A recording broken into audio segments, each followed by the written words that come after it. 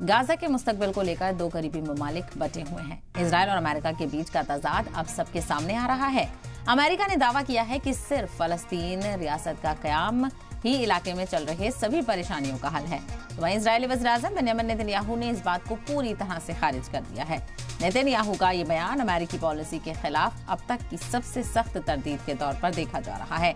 Netanyahu का कहना है कि फलस्तीनी रियासत बनने का ख्याल मुल्क की सिक्योरिटी और आने वाले वक्त के निजाम से टकराएगा। इजराइल का कहना है कि गाजा में हमलों को तभी कम किया जा सकता है जबकि जॉर्डन नदी के वेस्ट में पूरे इलाके पर इजराइल का सिक्योरिटी कंट्रोल हो, और दावा किया गया है कि ऐसा तभी होगा जब तक इजराइल अपने सभी टारगेट हासिल कर नहीं लेता है।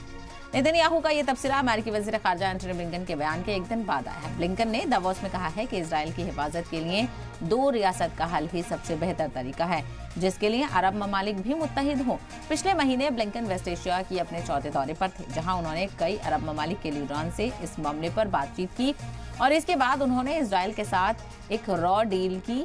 उसके पड़ोसी गाजा को दोबारा से बसाने में मदद करेगा और इकोनॉमिक इंटीग्रेशन जारी रखेगा, लेकिन सिर्फ एक आजाद फलस्तीन रियासत की शर्त पर।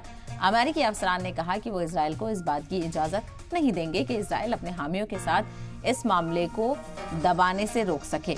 अमेरिका के वजारत खारजा ने जंग के बाद अमन प्रोसेस को फिर से दोहराया है और इजराइल को सख्त मुतबादल चुनने की अपील की है। तो यहाँ पर एक तरफ जिस तरह से अमेरिका इजराइल को पूरी तरह से सपोर्ट करता हुआ नजर आ रहा था, अब दोनों में ही इख्तिलाफ यहाँ पर नजर आ रहा है। एक तरफ अमेरिका कह रहा है कि दो रियासती हल हो, तो वहीं इजराइल इस बात को लेकर अमेरिका के साथ में